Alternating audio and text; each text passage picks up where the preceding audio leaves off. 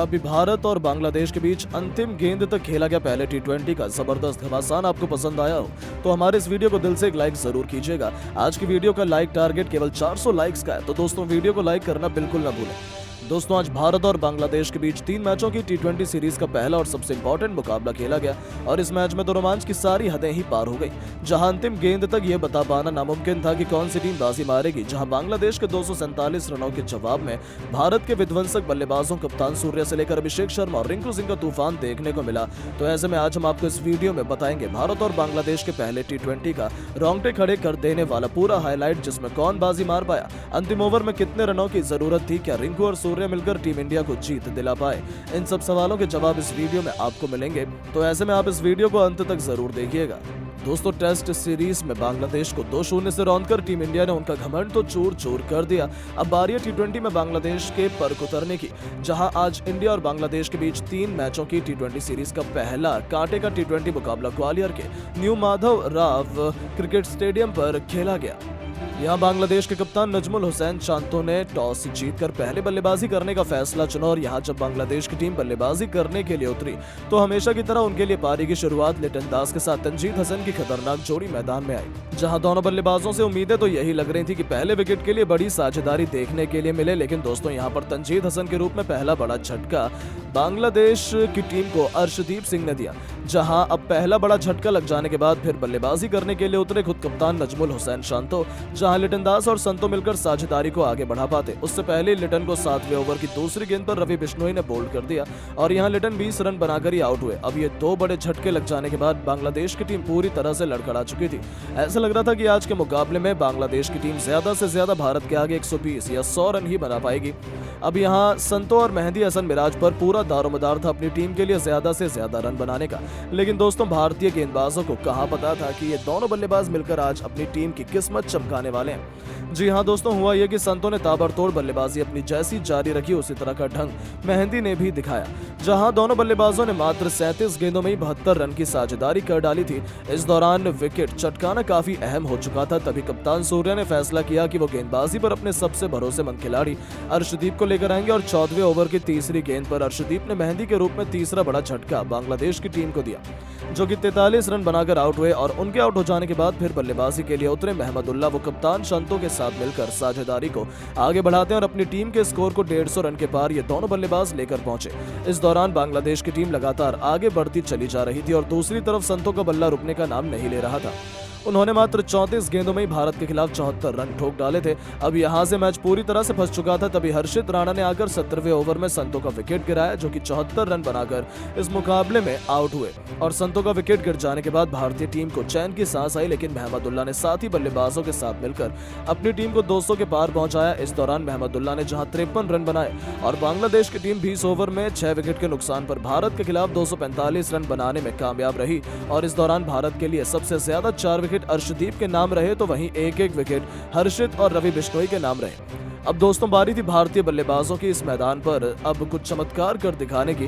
दोस्तों team India को विस्फोटक शुरुआत दिलाने के लिए संजू सैमसन के साथ खतरनाक अभिषेक शर्मा की तूफानी जोड़ी मैदान में उतरी थी। ऐसा लगा था कि ये दोनों खिलाड़ी टीम इंडिया का ताबड़तोड़ शुरुआत दिलाएंगे, लेकिन संजू इस मुकाबले में एक बार फिर जल्दबाजी कर बैठे।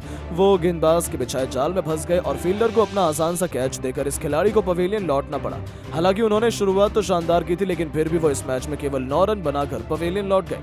अब दोस्तों संजू का विकेट गिर जाने के बाद भारतीय टीम काफी ज्यादा दबाव में आ चुकी थी। अब संजू जब आउट हुए तो बल्लेबाजी के लिए उतरे खुद कप्तान सूर्या, जहां सूर्या और अभिषेक पर हर किसी की निगाहें थी।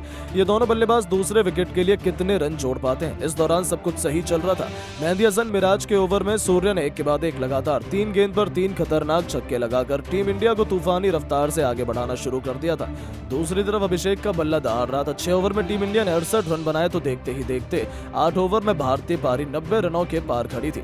इन दोनों खिलाड़ियों के बीच 100 रनों से अधिक की मजबूत पार्टनरशिप हो चुकी थी। दोनों तरफ से दोनों खिलाड़ी केवल चौके और छक्के से ही बात कर रहे थे। इसी बीच कप्तान सूर्या ने अपना तूफानी अर्धशतक केवल 30 गेंद में ठोक दिया, जो टीम इंडिया की जीत के लिए बेहद महत्वपूर्ण माना जा रहा था। इन दोनों ने भारत को मैच में मजबूत स्थिति में लाकर खड़ा कर दिया था, लेकिन दोस्तों अभिषेक भी अपनी साझेदारी को ज्यादा देर तक आगे बढ़ा नहीं पाए और 49 रन बनाकर वो आउट हुए।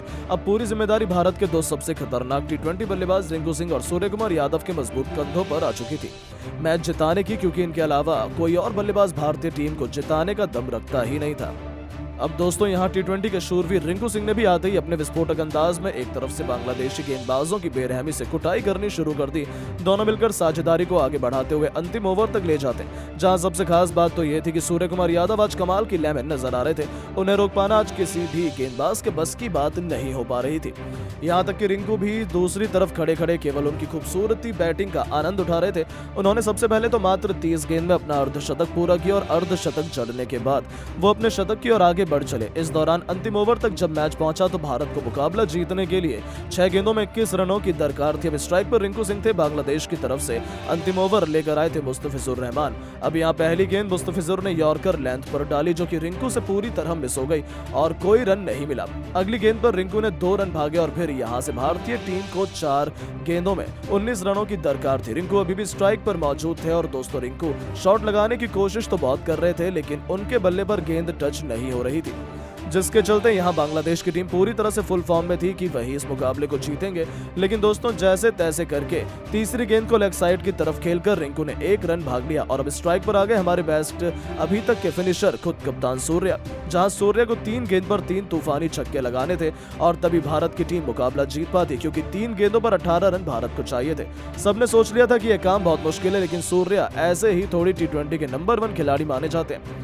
चौथी गेंद पर अपने बल्ले का करिश्मा दिखाते हुए सूर्या ने सामने की तरफ 70 मीटर लंबा खतरनाक छक्का जड़ दिया। गेंदबाज का तो अभी से दिल बैठा जा रहा था, लेकिन ये तो केवल शुरुआत थी। 5वीं गेंद पर डीप कवर्स के ऊपर से एक और आसमानी छक्का जड़कर सूर्या ने भारतीय टीम को जीत की दहलीज पर पहुंचा दिया। अब एक गेंद शेष मात्र बची हुई थी और मैच जीतने के लिए 6 रन चाहिए थे। सूर्या बखूबी जानते थे कि मुस्तफिजुर वाइड यॉर्कर लेंथ डालने की कोशिश करेंगे और इसीलिए सूर्या ने पहले से ही अपनी आंखें जमा रखी थी और अपने बल्ले का परफेक्ट स्विंग दिखाते हुए उन्होंने डीप मिड विकेट के ऊपर से महेंद्र सिंह धोनी के अंदाज में मैच विनिंग 6 ठोक दिया, जिसके चलते भारतीय टीम के होनहार बल्लेबाज सूर्या ने इस दौरान अपना शतक तो पूरा किया ही, साथ ही साथ 108 रन की उन्होंने पारी खेली और अपने शतक के साथ उन्होंने भारतीय टीम को मैच भी जिताया। बाकी इस मुकाबले में रिंकू के बल्ले से 48 रन निकले। हालांकि दोस्तों हम आपको बता दें कि भारत और बांग्लादेश के बीच खेला गया ये पहले टी20 से ठीक पहले अभ्यास सत्र का मुकाबला था, जिसमें भारतीय टीम की जीत हुई। बाकी अब आप सभी की क्या राय है भारतीय टीम की ऐसी बल्लेबाजी और गेंदबाजी को देख लेने के बाद, और आप टीम इंडिया को 10 में से कितने नंबर देना चाहेंगे?